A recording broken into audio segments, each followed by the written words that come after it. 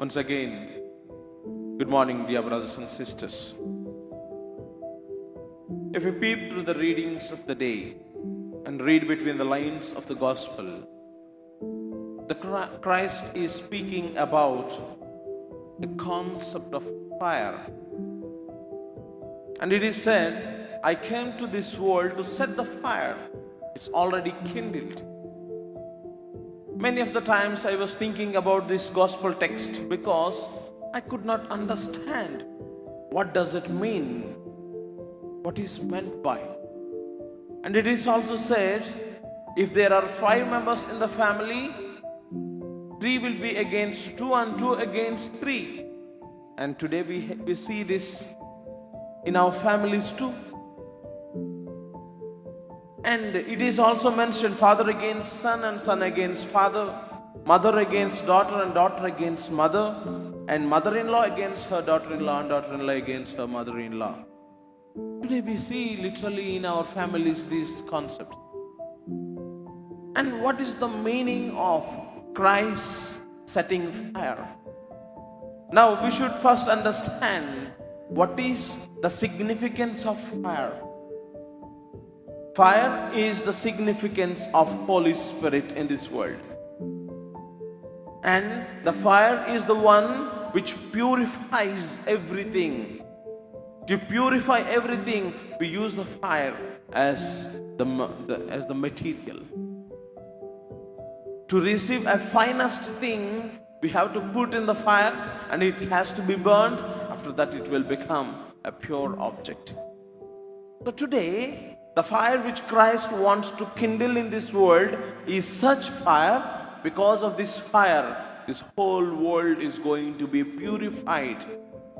And this is the mission of Christ. We should learn and we should understand this mission of Christ, that this fire will also purify each one of us, each one of our family, and each member in our family.